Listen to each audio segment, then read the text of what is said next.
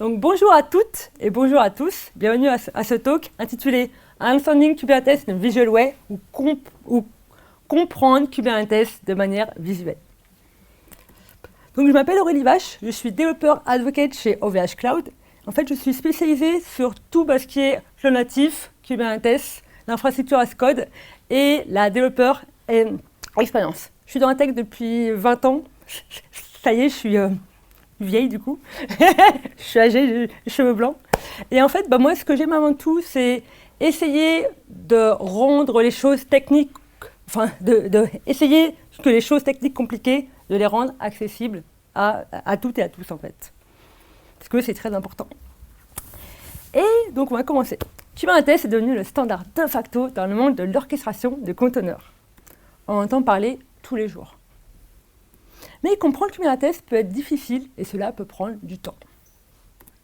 Et il n'est pas facile de savoir par où et comment commencer. Ouais.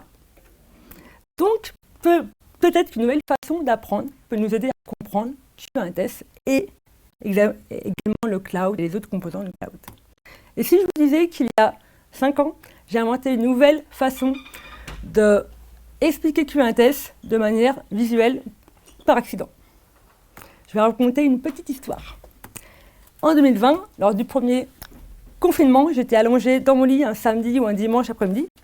J'ai pris ma vieille tablette et je me suis demandé comment, moi, je me représentais un pod, donc un des composants de Kubernetes. Je me suis mise à gribouiller et à dessiner des Pokéballs. Ok ? Donc en gros, pour moi, un pod, c'est comme une Pokéball et à l'intérieur, on peut y mettre un ou plusieurs conteneurs. Et ça, en fait, c'est ce que vous voyez à l'écran, c'est mon draft. C'est la première chose que j'ai fait, donc il y a maintenant 5 ans. Bon, je vous l'accorde, c'était pas très beau.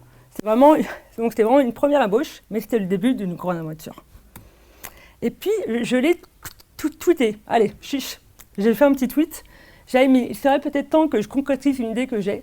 Donner quelques tips, informations sur Kubernetes, manuscrites, en dessin, utile, pas utile, déjà vu, je laisse tomber. Alors, oui, j'avoue, dans la dernière phrase, on peut, on va dire, déjà deviner la confiance que j'ai en moi, en fait, envers ce que je fais. Mais en fait, j'ai eu beaucoup de réactions qui m'ont dit que c'était cool, qu'il fallait que je continue. Et en fait, j'utilise Kubernetes depuis quelques années en travaillant chez Continental, donc une entreprise dans l'automobile. Pendant plusieurs années, j'ai développé et déployé des microservices pour les véhicules autonomes et connectés. Du coup, je suis tombée très rapidement sur Kubernetes. Et j'ai découvert un nouveau monde avec des concepts que je ne connaissais pas et ça m'a vite plu. Ça n'a pas été facile parce que Kubernetes n'était pas aussi mature que maintenant, bien au contraire, mais ça fut très intéressant. En fait, j'ai donc sketchnoté Kubernetes tous les jours, toutes les semaines, tous les mois, les nuits et les week-ends, pendant des mois et des mois. Et en fait, j'avais l'impression que j'avais plein de trucs dans la tête qu'il fallait que je les sorte en sketchnotant. Donc j'ai publié chaque sketchnote toutes les semaines sur le blog. Et en fait, quelques mois plus tard, j'ai créé la première version d'un e-book avec des sketchnotes sur Kubernetes. Et en fait, j'avais envie de mieux faire. Donc j'ai laissé tomber ma vieille tablette qui était très gentille avec moi.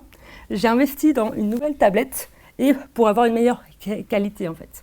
Et empêcher les limites que j'avais actuellement en fait.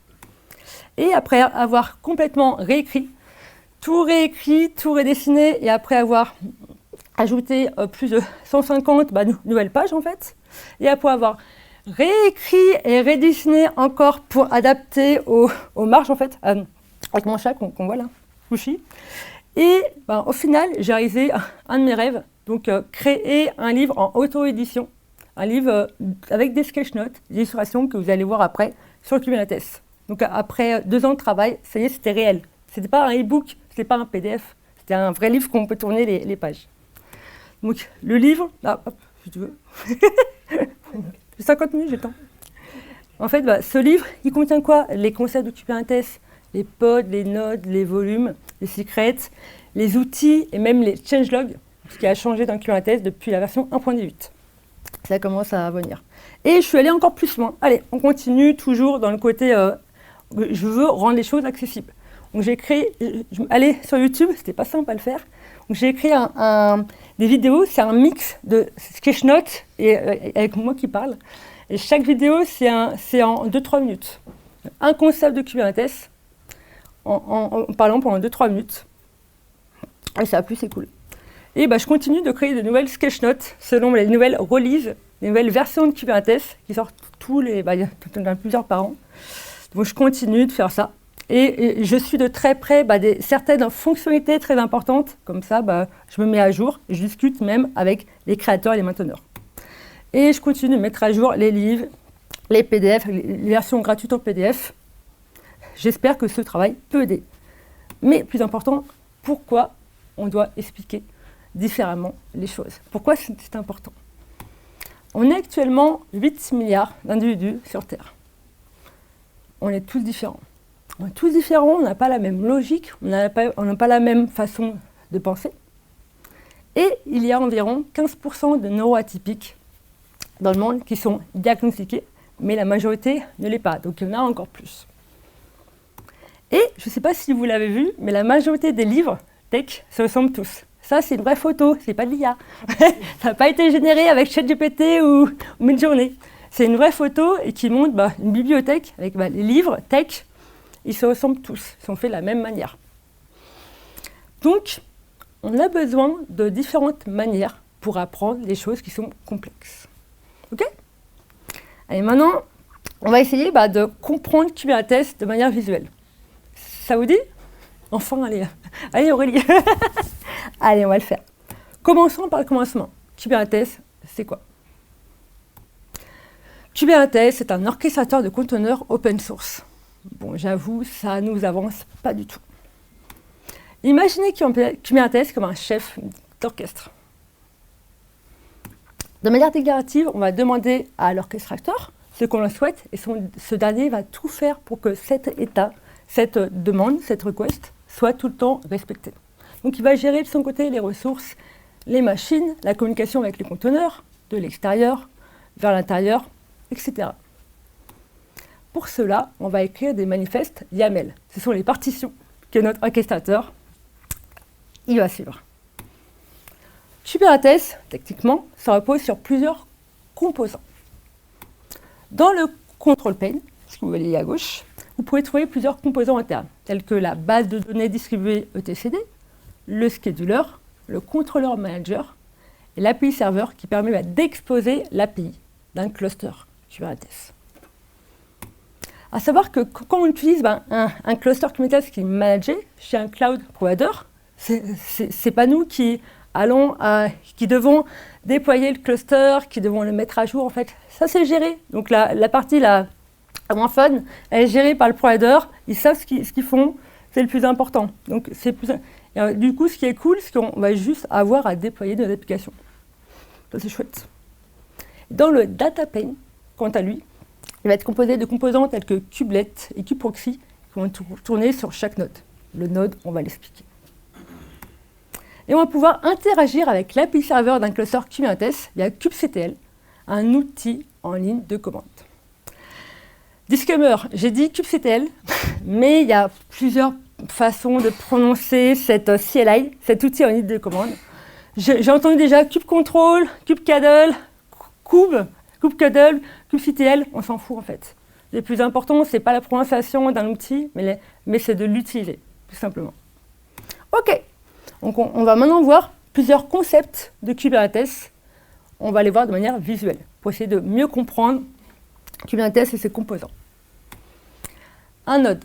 Un node est une machine physique ou virtuelle. Un node fournit du CPU, du GPU, de la mémoire, du stockage, du réseau. Et chaque node contient les services nécessaires à l'exécution des pods, tels que le conteneur runtime et kubelet. OK, donc en gros, c'est une machine. Maintenant, on va expliquer les pods. Un des concepts les plus importants de Kubernetes. Les pods. Nos applications, nos workloads, vont tourner dans des conteneurs qui eux-mêmes vont tourner dans des pods.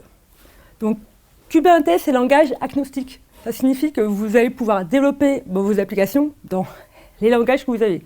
Je vous ai mis du Java, du Python, vous pouvez aussi en Go, en vraiment ce que vous voulez en fait. Il n'y a pas de souci. Un pod, c'est la plus petite unité déployable dans un cluster Kubernetes. Un pod peut contenir un ou plusieurs conteneurs et un pod a une adresse IP qui est unique. Nos applications tournent dans des pods qui eux-mêmes vont tourner dans des nodes.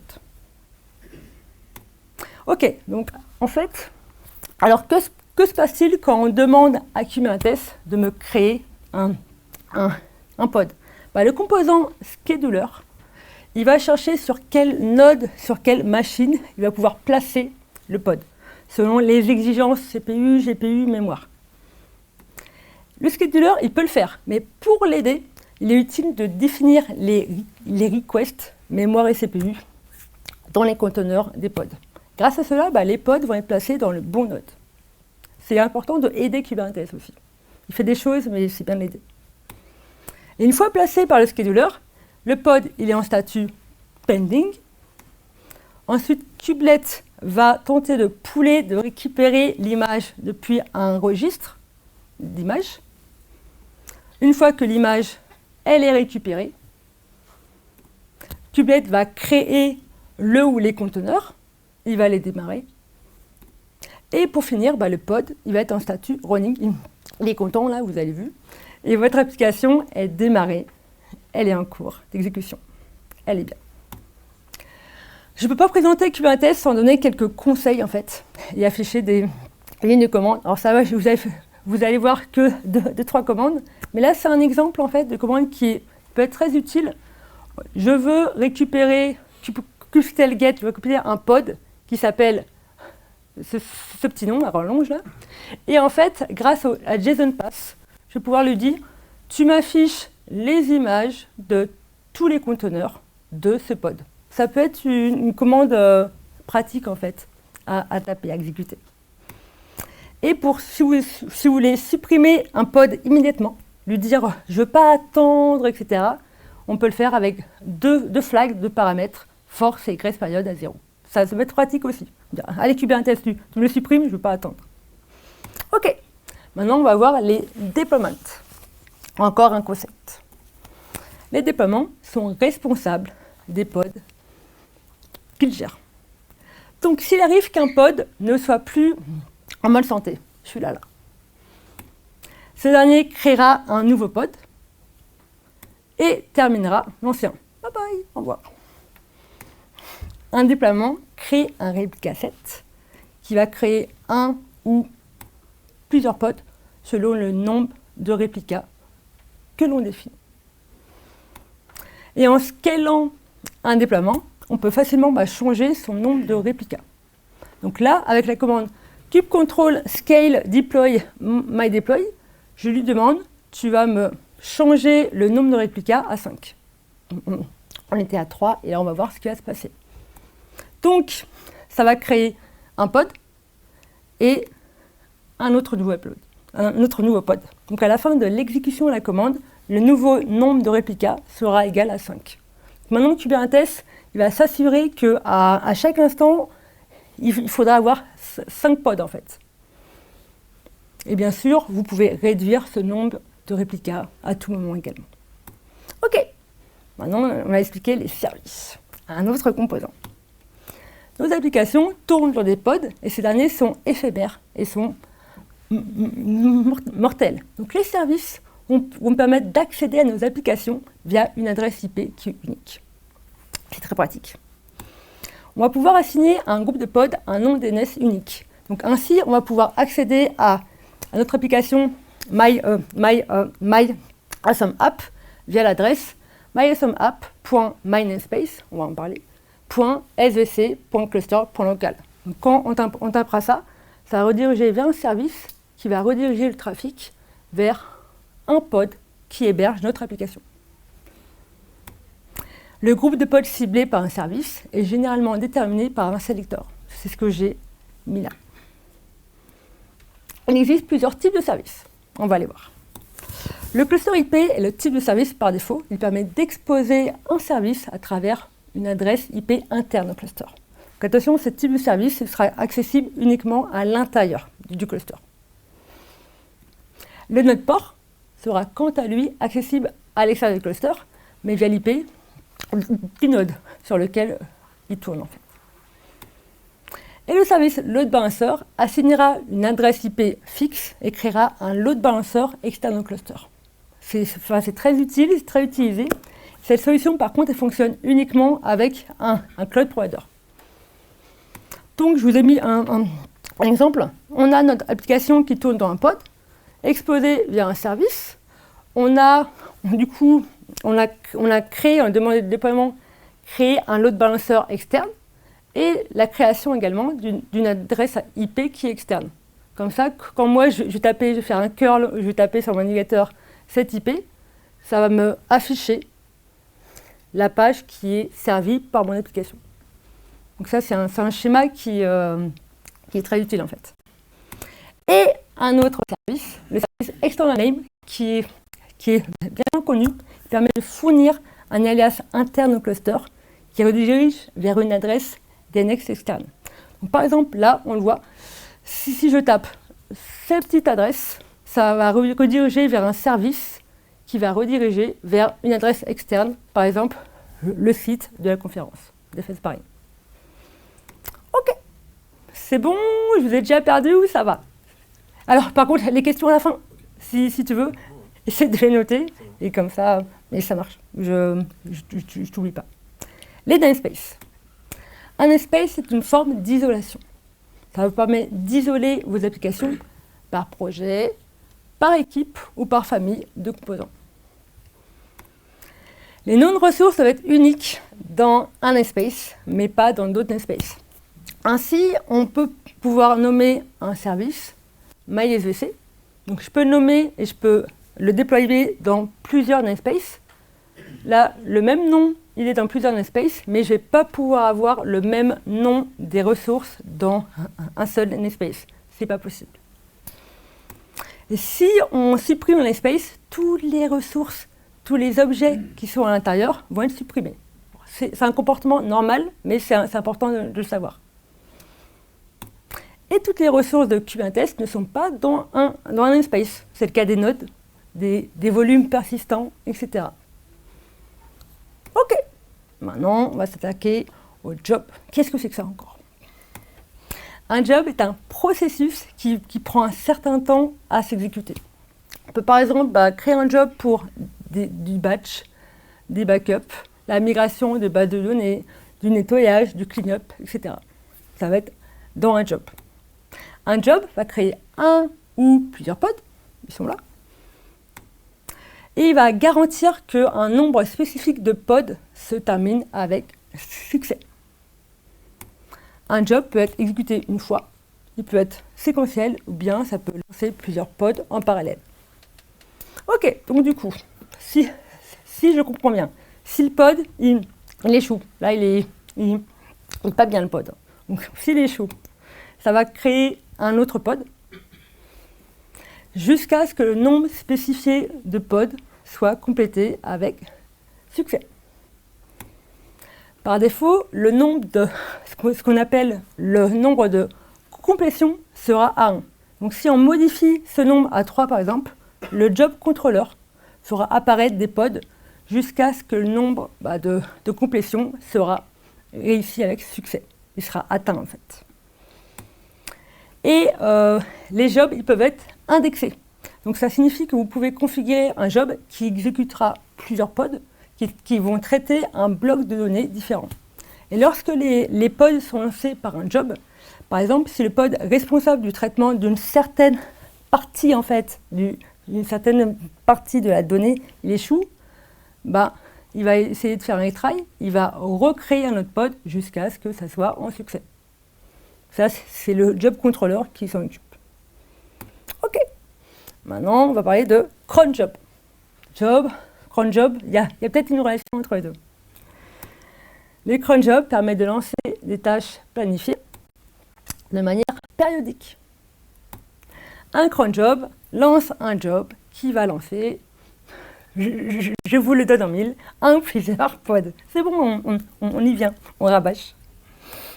Un cron job, c'est utile, par exemple, pour les backups de base de données, les tâches de nettoyage et les tâches périodiques, comme par exemple l'envoi de mails.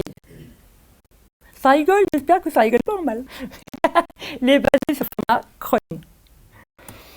Un petit tips pour tester le comportement d'un cron job.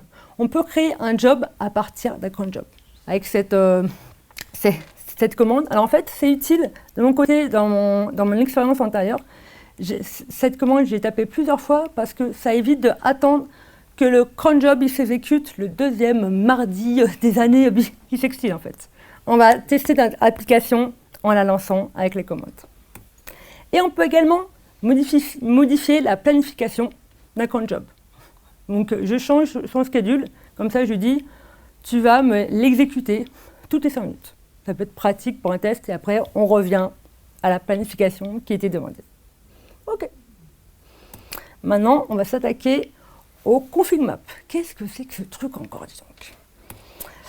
Les config maps répondent à l'un des 12 facteurs de conformité des applications des microservices. Il ne faut pas coder en dur, il ne faut pas hard-coder la configuration dans les applications. Mais la bonne pratique, ça consiste à stocker les données non sensibles dans ce qu'on appelle une config map. Les applications d'un côté et la configuration de l'autre. Ça permet de séparer la configuration des pods. Et grâce à ça, on va pouvoir déployer une même application dans des environnements différents sans toucher au code en fait, de l'application. C'est pratique. Donc, on ne va pas mettre la configuration dans l'application. Ça va être à l'extérieur. Par exemple, là, je vais pouvoir, avec ma même app qui tourne dans les pods, je vais pouvoir lui dire, tu utilises par exemple, sur l'environnement de production, tu m'utilises la config map qui a mes paramètres, ma configuration pour la prod. Et pareil, sur staging, tu m'utilises les paramètres pour le staging. Ça permet de faire un découplage. Un config map, ça contient quoi? Des fichiers de configuration entiers, par exemple nginx, .conf, config, .properties, etc. Une ou plusieurs paires de clés valeurs, des variables d'environnement ou encore un binaire. On peut créer un config map à partir de 3 sources différentes. Depuis une paire de clés valeurs, donc là j'ai mis une config map j'ai remis certaines paires de clés valeurs avec les paramètres de mon application. On peut aussi créer depuis un fichier nginx, pouf, je lui donne les paramètres qui vont bien, ou bien depuis un fichier d'environnement, je lui donne les variables d'environnement qui vont être utilisées par l'application. Pour éviter les modifications accidentelles ou indésirables, un config map peut être immuable. Donc c'est pratique parce que l'application, en fait, ça ne devrait pas avoir à modifier sa configuration. Donc on peut utiliser les config maps de manière immuable. Mais ça signifie que si vous voulez mettre à jour les données, le contenu d'un config map, vous devez le supprimer et le recréer à nouveau. Donc faire attention à ça, il faut le savoir. Et attention, un pod qui est dans le namespace A ne pourra pas lire une config map qui est dans le namespace B. Le pod et la config map doivent être dans le même namespace. C'est très important, sinon ça ne marchera pas en fait. Et un autre concept que l'on va voir aujourd'hui, ce sont les secrets. Les secrets, ça permet de sauvegarder des données sensibles, comme les mots de passe, les tokens, les credentials ou encore les certificats. On met tout dedans. Ils sont encodés en base 64. Et ils sont automatiquement décodés lorsqu'ils sont lus et attachés par un pod. Attention, encoder ne veut pas dire chiffrer, c'est pas la même chose. Donc les secrets dans Client Test ne sont pas vraiment secrets. Et du coup, dernier tips, si quelqu'un veut récupérer un secret, il a juste à lire et décoder le petit secret. Alors juste, il faut faire « Je récupère mon secret qui est dans ce namespace. Il s'appelle mySecret. » Jusqu'ici, ça va. Il faut que je l'extrais en JSON. Je dois récupérer, par exemple avec GQ, le nom du champ dans lequel est mon secret et je décode en base 64. J'avoue, je ne sais pas vous, mais cette commande, j'ai tapé des milliers de fois. C'est un peu relou. T'es fatigué à force. Donc il y a un petit tips, je ne sais pas si vous le connaissez, c'est d'utiliser le plugin kubectl viewSecret. Au lieu de vous taper cette grosse commande à rallonge, vous allez juste avoir à utiliser ce genre de commande. Je veux le secret qui est dans ce namespace. Il s'appelle mySecret et le secret que je veux, il s'appelle password. J'ai juste à faire ça en fait. J'ai plus à faire du JQ, etc. C'est pratique. Il y a 3 façons de créer un secret comme les config maps. C'est pareil. À partir d'une paire, de plusieurs paires de clés valeurs, depuis un fichier, from file, avec le nom du fichier, ou bien depuis un fichier d'environnement. C'est les 3 façons pour le créer. Et il existe plusieurs types de secrets. Trop simple sinon. Il y a 3 types de secrets. Les génériques, ce qu'on appelle les Docker Registry, et TLS.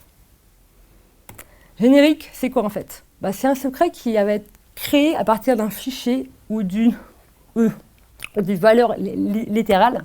Par exemple, ce secret, il contient quoi? J'ai mis un username et j'ai mis un mot de passe. Deuxième type, Docker Registry. C'est un secret Docker CFG qui va permettre à un pod de s'authentifier envers un registre d'image. Donc ce secret il va être sous cette forme.